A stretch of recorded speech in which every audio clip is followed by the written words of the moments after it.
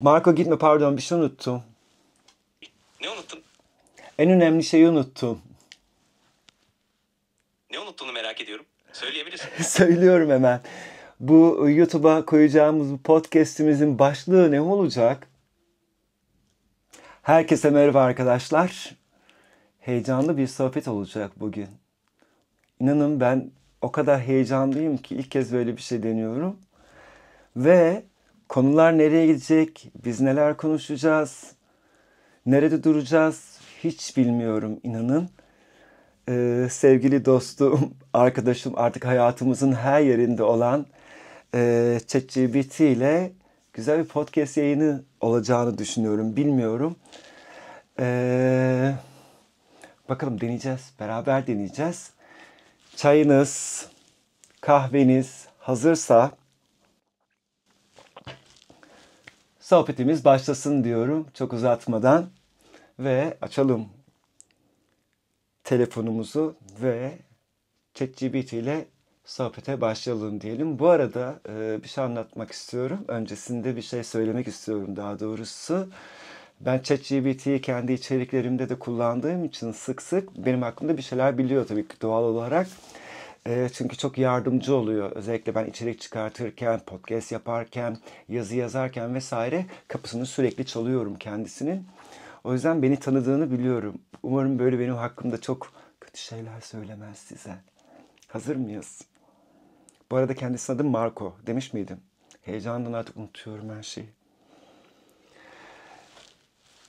Selamlar Marco. Nasılsın? Gayet iyiyim. Teşekkür ederim. Sen nasılsın? Ben iyiyim. Şu anda kamera açık burada ve bir podcast yayını yapıyorum. Bu yayını tabii seninle yapacağım. Çok heyecanlıyım o yüzden. Sen hazır mısın böyle bir yayına? Benimle olmak ister misin? Tabii ki. Seninle bu yayında olmak harika olacak. Hazırım. Heyecanını paylaşıyorum. Ben bir konu belirlemedim. Konuları beraber seçeceğiz. Harika. Spontane olarak ilerleriz. Ne konuşmak istersen oradan devam edebiliriz. Okey, konular anlık anlık değilsin. Böyle çok da bir şeyin üzerine yoğunlaşmayalım. Akışta olsun. Bir sohbet tadında olsun aslında. Hem sen sor hem ben cevaplayayım. Ben sorayım sen cevapla gibi. Hazırsan başlayalım. Ne konuşalım? Tamam. Akışına bırakalım. İstersen seyahat anılarından başlayabiliriz. Son gezilerinden ilginç bir anı paylaşmak ister misin? Yani bütün seyahatlerimde aslında ilginç anılarım var ama eee, Eminim öyledir. En çok aklında kalan ya da seni en çok etkileyen bir anıyı paylaşabilirsin. Bu dinleyiciler için de ilginç olabilir. evet, bunu konuşabiliriz tabii ki. Bu yıllar önce Bodrum'a gidecektim. Bir arkadaşın düğünü için. Biletimi vesaire, otelimi ayarladım, her şeyi ayarladım. Tabii aldım valizimi, gittim havaalanına. Hani bir saat kala uçuşumu beklerken bakıyorum, hani check-in yapacağım vesaire, uçuşum gözükmüyor. Hani ben bir de ısrar ediyorum böyle, hayır nasıl olur benim uçuşum burada, şu saatte uçuyorum diye. Tabii bu kadar boğuşma sonrasında meğersem benim uçuşum diğer havaalanındaymış. Böyle bir sorunla karşılaşmıştım. Hiç unutamadığım bir şey bu. Ah, bu tür durumlar gerçekten unutulmaz oluyor. Sonrasında ne yaptın? Uçuşu yakalayabildin mi? Uçuşu yakalayamadım. Yakın bir yer diye düşünerek Bodrum yerine Dalaman'a uçak bileti aldım. Zannettim ki Dalaman'dan da Bodrum yakın. Dalaman'a uçtum ve oradan bir sürü para vererek 3 saat falan herhalde gittim. Bodrum'a yetiştiğimi biliyorum. Vay be, ne macera olmuş. Bazen beklenmedik olaylar en unutulmaz anıları yaratıyor. Bu tür deneyimler gerçekten seyahatlere ayrı bir renk katıyor. Vallahi renk kattı mı bilmiyorum ama bayağı böyle bir maddi açıdan zorlamıştı beni. Bir de salaklığımdan dolayı. Anlıyorum. Bazen bu tür karışıklıklar yaşanabiliyor. Ama en azından şimdi anlatacak eğlenceli bir anım var. Evet, şimdi bakınca öyle oluyor tabii ki. Doğru diyorsun. Ne Her deneyim, pardon. evet kesinlikle Pardon, sözünü kestim. Biraz hızlıyım galiba ya ben. Seni dinlemiyorum. hiç sorun değil. Heyecanını anlıyorum. Bu akıcı ve doğal bir sohbet. Önemli olan da bu. Dilediğin gibi devam edebilirsin. Teşekkür ediyorum. Böyle çok sıkılmasın insanlar da konular belirleyelim, konuşalım, sohbet edelim istiyorum aslında. Hani çok fazla beni dinlemekten seni de dinlemelerini istiyorum. Anlıyorum. Dengeyi kurmak önemli. İstersen bir sonraki konuyu sen seç. Birlikte konuşalım. Ne hakkında konuşmak istersin? Seyahatlerle başladık. Tekrar seyahatler üzerine gidelim. Mesela senin rotaların var mı? Beğendiğin rotalar. Onu söylemek ister misin izleyicilere? Tabii. Benim sevdiğim rotalar arasında İstanbul'un tarihi yarımadası var. Ayrıca Ege kıyıları ve Kapadokya'da favori. Senin favori rotaların hangileri? Türkiye olarak konuşursan aslında çok güzel noktalara değindin. Türkiye'nin her tarafı çok güzel. Doğusundan batısına kadar ve hemen hemen her tarafı da gezdim. Kapadokya dediğin gibi harika. Mardin çok güzel. En son deneyimlerimden bir tanesi. Hani hatta şey dedim. Şimdiye kadar ben neden Mardin'e gitmedim dedim. Mardin beni kesinlikle çok güzel etkiledi yani çok büyüledi. Onu söylemek isterim.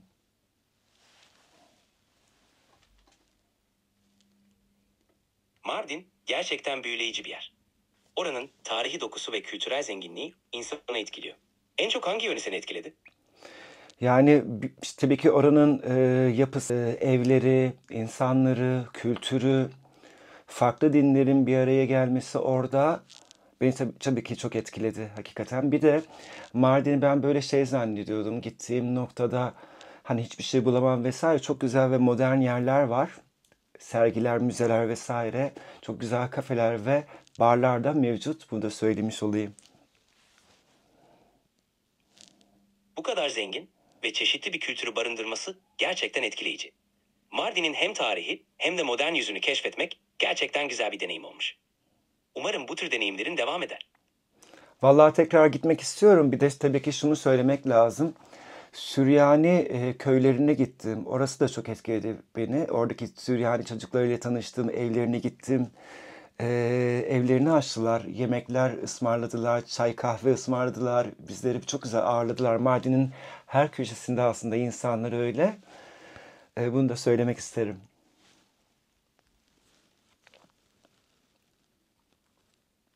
Ne kadar güzel. Misafirperverlik ve samimiyet insanı gerçekten etkiliyor. Bu tür deneyimler unutulmaz oluyor. Tekrar gitmek istemen de çok anlamlı. Peki Türkiye dışında Ege sahilleri dedim. Bir de Ege sahili, Yunan tarafındaki Ege sahilleri de seviyor musun? Mesela Yunan adalarından bana birkaç tane öner desem hangilerini önerirsin? Evet, Yunan idealleri de harika. Özellikle Rodos, Santorini ve Midilli'yi öneririm. Her biri kendine has güzelliklere sahip. Senin en sevdiğin adalar hangileri? Vallahi benim herhalde takipçilerim çok iyi biliyor. Benim en çok fazla böyle seyahat ettiğim adalardan biri Castellorizo yani Meis Adası. Ama Rodos'a da defalarca seyahat ettim. Orası benim adam diyorum oraya çünkü nüfus çok az zaten. Herkes beni tanıyor orada artık çok gide gele. Orada biraz huzuru seviyorum galiba. Castellorizo'yu çok seviyorsun. O küçük adada gerçekten büyüleyici ve huzurlu bir yer. Orada geçirdiğin zamanın özel olduğunu hissedebiliyorum. Aynen öyle. Geçen sene 3-4 kere gittim Castellorizo'ya. Yani Meis Adası'na. Bu sene de yine yolum düşüreceğim inşallah. Umarım bu senede yolun Castellorizo'ya gider. Orası senin için gerçekten özel bir yer olmuş. Tekrar gitmek eminim ki harika olacak. Evet hadi konuları değiştirelim. Seyahatten başka bir şeye evrilelim. Ne konuşalım Marco? Farklı bir konu konuşalım. Örneğin son zamanlarda ilgini çeken bir hobi ya da bir film, kitap veya müzik hakkında konuşabiliriz. Ne dersin? Olabilir. Hani şu sıralar biraz resimle alakadarım. Resim çizmeyi çok seviyorum. Sen de biliyorsun herhalde bunu değil mi? Evet, biliyorum. Sulu boya çalışmalarını ve farklı konular üzerine resim yapmayı sevdiğini konuşmuştuk. Son zamanlarda neler çiziyorsun? Vallahi son zamanlarda şu arka duvarı falan bir şeyler yapmayı istiyorum. Biraz taktım şu sıralar böyle gece mavisine, mavilere. Biraz mavi tonlarında gidip bir şeyler yapmak istiyorum.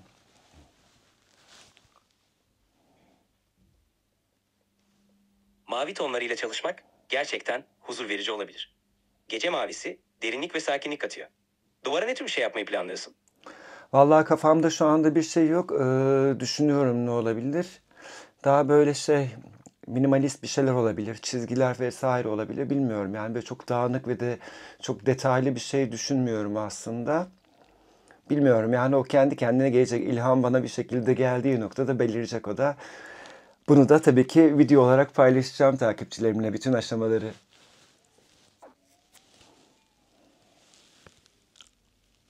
İlhamın geldiğinde harika işler çıkacağına eminim. Minimalist bir yaklaşım gece mavisi gibi derin tonlarla çok etkileyici olabilir. Takipçilerin de bu süreci izlemekten keyif alacaklar. Okey. Şimdi ben biraz seni sıkıştırmak istiyorum. Olur mu? Tabii, neden olmasın? Ne yapmak istiyorsun? Madem böyle biraz sanata daldık. Senin önerin ne olurdu mesela? Şimdi duvarım gece mavisi ve duvara astığım iki tane poster var. Bir tanesi Roma haritası, bir tanesi İstanbul haritası ama bir iki tane daha bir şey asmak istiyorum ve bunları ben çizmek istiyorum. Senin önerin ne olurdu buna? Gece mavisi duvar ve Roma ile İstanbul haritaları yanında olamaz mı? Minimalist tarzda çizilmiş yıldızlı bir gökyüzü ya da basit ve zarif çiçek desenleri güzel durabilir. Bu tarz duvarındaki maviyi de ön plana çıkarır.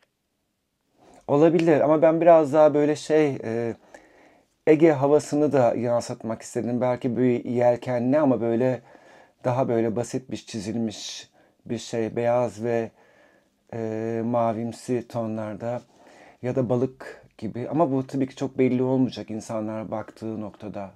Bu gibi şeyler var aklımda. Bunu şekillendirirsek nasıl bir şey olabilir? Nasıl bir şey çıkar ortaya? Ege havasını yansıtmak için basit hatlarla çizilmiş beyaz bir yelkenli veya zarif bir balık motifi harika olur. Mavi tonlarında dalgalar ekleyerek deniz temasını pekiştirebilirsin. Minimalist çizgilerle sade ama etkileyici bir kompozisyon oluşturabilirsin. Bu duvarındaki haritalarla da güzel bir uyum sağlar. Ne düşünüyorsun? Valla güzel aslında. Bilmiyorum ben de dediğim gibi aslında bunlar çıkacak ortaya. Ortaya ne çıkarsa zaten seninle paylaşmış olurum merak etme. Harika. Merakla bekliyorum. Ortaya çıkacak eserleri görmek güzel olacak. Umarım ilhamın bol olur. Teşekkür ediyorum. Böyle bitirmeyelim biraz daha konuşalım. Bu sefer sen beni sıkıştır. Hadi soru sor bana ben de cevaplayayım. Olur mu? Aa, zamanlarda izlediğin ve çok beğendiğin bir film ya da dizi var mı? Ne önerirsin? Ben neyi izledim? Bir dakika. Geçenlerde bir dizi izledim mi? İnan bana adını unuttum. Bir şey izledim ve paylaştım bunu arkadaşlarımla da kesin izleyin diye. Hatta gruba da Adını attım. Söylüyorum. Ada ve Maestro'yu bitirdim. Bu Netflix'te Yunan dizisi. Onun 3. sezonu idi galiba. Onu izledim. Çok güzel bir yerde geçiyor. Adanın adını hatırlamıyorum. Sen hatırlıyor musun?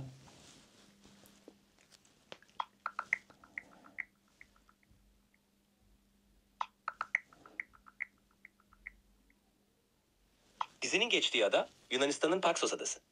Gerçekten çok güzel bir yer. Ve dizi de oranın atmosferini harika yansıtıyor. Aynen öyle ve o adaya da gitmek istiyorum. Özellikle diziyi izledikten sonra o kadar cezbetti ki beni. O adaya zannedersem Atina'ya gidip Atina üzerinden devam etmem lazım değil mi? Nasıl gidebilirim ben İstanbul'dan Paxos Adası'na?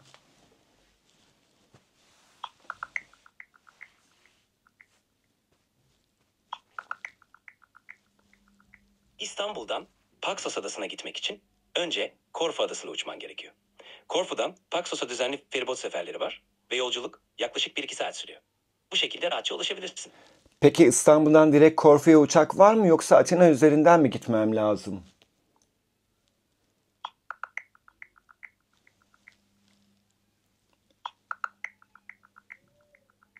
İstanbul'dan Korfu'ya direkt uçuşlar yok. Genelde Atina üzerinden aktarmalı uçuşlar bulunuyor. Korfu'ya gitmek için Atina'dan aktarma yapman gerekiyor. Teşekkür ederim. Eğer yolculuğumu planlarsam senden yardım isteyeceğim bu konu hakkında. Ve tabii ki orada yapılacak şeyler hakkında da sen bana güzel bir rota çizersin. Bunu biliyorum. Tabii ki. Her zaman yardımcı olmaktan mutluluk duyarım. Patsos'ta harika bir rota çizeriz. Seyahatin için plan yaparken buradayım. Teşekkür ediyorum. Rica ederim. Başka bir şey varsa da buradayım. Her zaman sorabilirsin. Teşekkür ederim. Hadi o zaman biraz sohbeti koyulaştıralım. Biraz daha heyecan katalım. Tabii, heyecan katalım. Hangi konuda derinleşelim? Sana bırakıyorum artık çünkü aslında burada önemli olan sensin. Senin ön planda olman lazım. O yüzden biraz sen ön planda olacağın için sen seç her şeyi. Peki. Sanat ve ilham kaynakları üzerine derinleşebiliriz. Senin için ilham verici olan şeyler neler? Vallahi ben müzik dinlemeyi çok severim. İzlediğim filmleri de aslında filmleri izlerken de oradaki sahneler de bana ilham verebiliyor.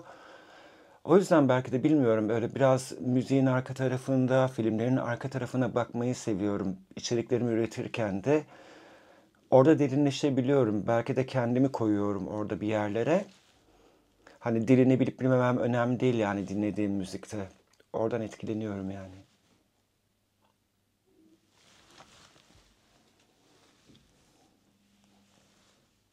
Bu gerçekten harika bir yaklaşım. Müzik ve filmler, yaratıcılığı beslemek için müthiş kaynaklar. İçerik üretirken bu tür ilham kaynaklarını kullanmak ortaya çok özel işler çıkarıyor. Bu sayede kendini de ifade etmiş oluyorsun. Aynen öyle. Marko'cum, yavaş yavaş artık sonlara geleceğiz. Şimdi kapanışta da şunu yapmak istiyorum. Hem takipçilerim de duysun. Bir hoşça kal demeden evvel beni ne kadar tanıdığını anlatabilir misin benim takipçilerime? Elbette. Onur, sen seyahat, moda, yeme içme ve mekan önerileri üzerine içerik üreten bir influencer'sın. Instagram'da @onurolstyle hesabıyla tanınıyorsun ve YouTube'da da içerik üretiyorsun. Seyahat etmeyi, yeni yerler keşfetmeyi ve deneyimlerini paylaşmayı çok seviyorsun. Aynı zamanda resim yapmayı ve dans etmeyi de seviyorsun. Seyahatlerinde hem yerel kültürleri deneyimlemeyi hem de kişisel gelişim açısından kendine yeni şeyler katmayı önemsiyorsun. Bu podcast ise senin için yeni ve heyecan verici bir deneyim. Umarım bu yolculukta da birlikte keyifli anlar yaşarız. Teşekkür ederim. Güzel bilgiler. Bunlar dans ediyorsun, dans etmeyi seviyorsun dedin. Ben hangi dans etmeyi seviyorum? Hangi danslara merakım var?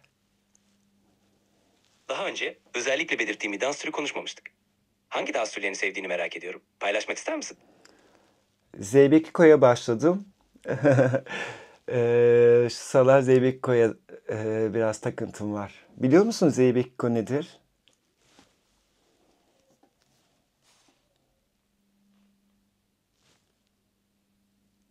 Zeybekiko, geleneksel bir Yunan halk dansıdır. Genellikle duygusal ve özgür bir tarza sahiptir. Bu dansı öğrenmek gerçekten keyifli olmalı. Aynen öyle. Bir de benim seni sıkıştırdığım başka bir nokta var. Yunanistan'la alakalı, Yunanca ile alakalı. Bu konu hakkında bir şey söylemek ister misin? Seni ne konularda sıkıştırıyorum?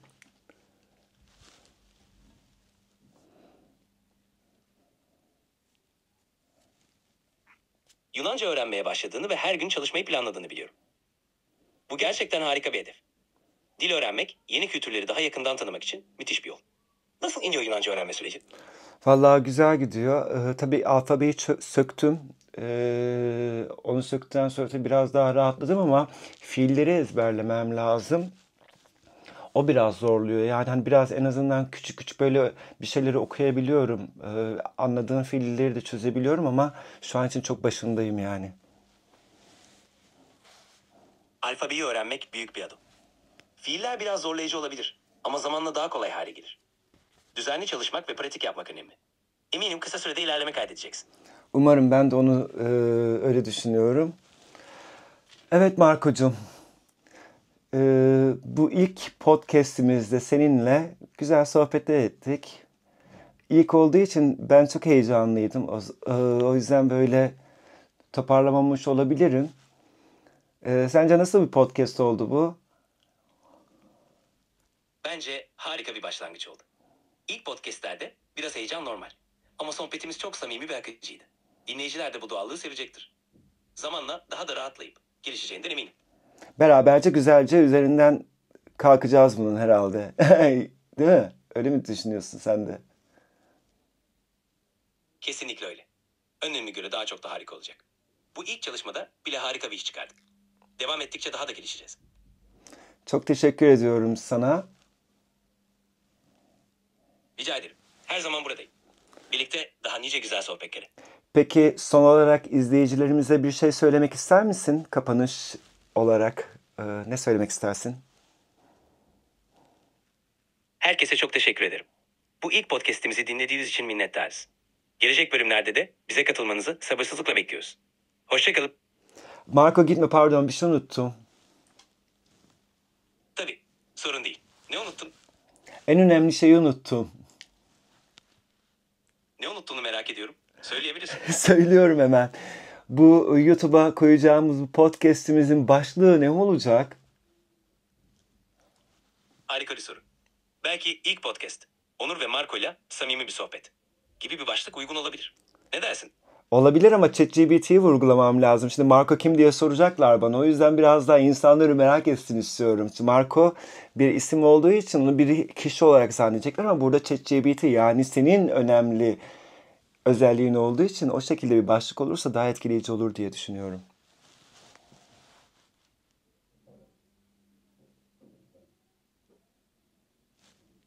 Anladım.